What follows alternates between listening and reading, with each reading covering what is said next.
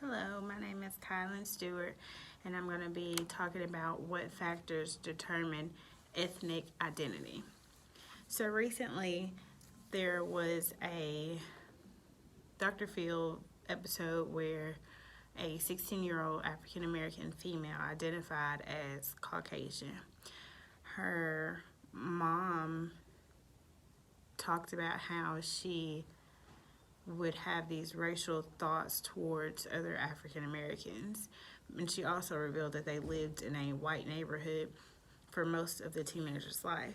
And so this time, being in a white neighborhood, plus her time spent on social media, pretty much heightened her racial tensions.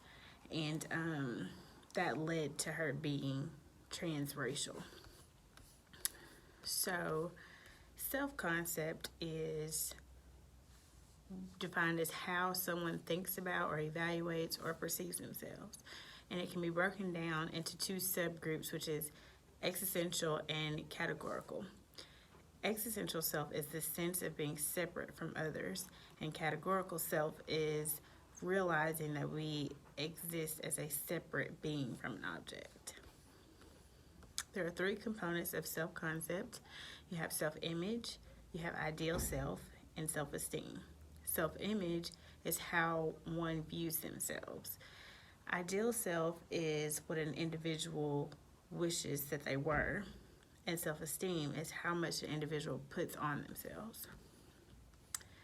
So we also have high and low self-esteem. High self-esteem is, traits of high self-esteem would be optimistic or positive self-image or being outgoing, while low self-esteem is more pessimistic or negative self-image, and they're withdrawn. So all of those factors can influence your self-esteem.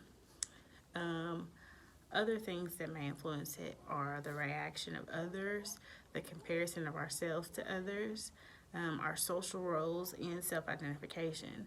So being popular or being nerdy, so to speak, or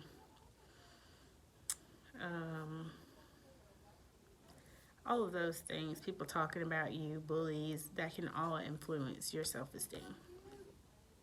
So identity development. According to Eric Erickson, identity development is an adolescent achieving self-awareness and avoiding confusion.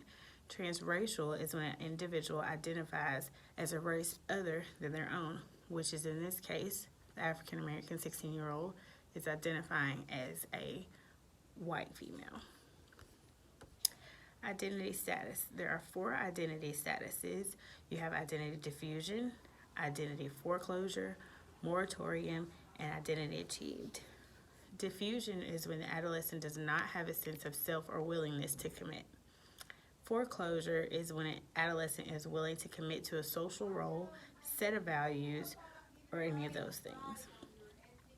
Moratorium is when the adolescent is facing an identity crisis, and achieved is the adolescent has committed to the identity.